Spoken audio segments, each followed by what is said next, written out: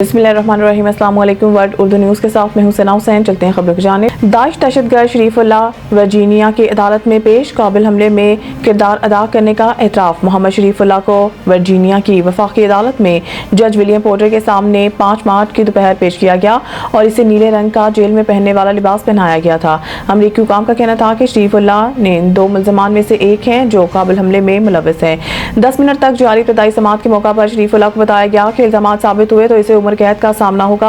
अफगान शहरी शरीफुल्लाह ने जज से बात के लिए दरी ज़ुबान के मुतरजिम की खिदमत दी। इस मौके पर अटॉर्नी ने बताया है कि मुल्ज़िम के पास असासे नहीं, इसलिए फेडरल पब्लिक डिफेंडर दरकार है। शरीफुल्लाह ने काबिल हमले के हमलावर के फरार में मदद और मार्च 2024 में मॉस्को के सिटी हॉल में हमले में मुलव्वस होने का भी एतराफ़ किया है।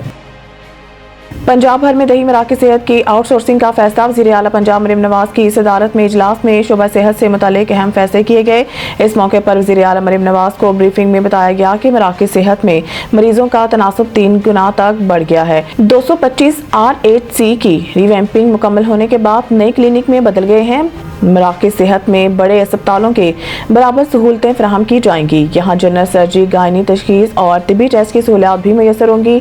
दही मराकज़ सेहत की आउटसोर्सिंग के बाद नए क्लिनिक हफ्ता भर 24 घंटे खुले रहेंगे। इजलास में सुबह में जिला की सतह पर बर्न यूनिट, कार्डियक सेंटर और चिल्ड्रन वार्ड बनाने पर इतफाक हुआ। इजलास में दी जाने वाली ब्रीफिंग में डिवीजनल लेवल पर हर मर्ज के इलाज के लिए मेडिकल सिटी बनाने की तजवीज़ का जायजा भी लिया गया।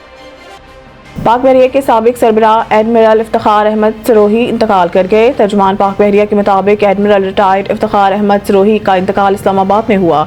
Chief of naval staff admiral Naveed Ashraf ने एडमिरल रिटायर्ड इफ्तिखार सरोही के इंतकाल पर इज़हार ताज़ियत किया और मरहूम की पाक बहरिया के लिए खिदमात को खराज तहसीन पेश किया।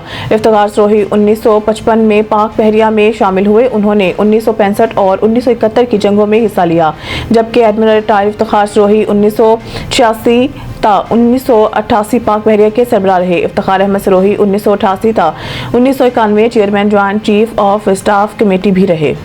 इमरान की रिहाई के लिए पीटीआई की एस्टेब्लिशमेंट से पसपर्दा राब्ते जारी। तहरीक इंसाफ के एक आला अहदेदार ने नाम जाहिर न करने की शर्त पर बताया कि बानी पीटीआई की रिहाई के लिए पीटीआई की एस्टेब्लिशमेंट से पसपर्दा राब्ते जारी हैं और चेयरमैन पीटीआई बैरिस्टर गौहर और वज़ीर आला अली अमीन गन्नापुर बानी पीटीआई की रिहाई के लिए काविशें कर रहे हैं। आला पार्टी अहदेदार के मुताबिक पार्टी इस बात पर मुत्फिक है कि बानी पीटीआई की रिहाई एस्टेब्लिशमेंट की मर्जी के बगैर मुमकिन नहीं, जबकि बैरिस्टर गौहर और वज़ीर आला अली अमीन बानी पीटीआई की रिहाई के लिए पुरुमीद हैं।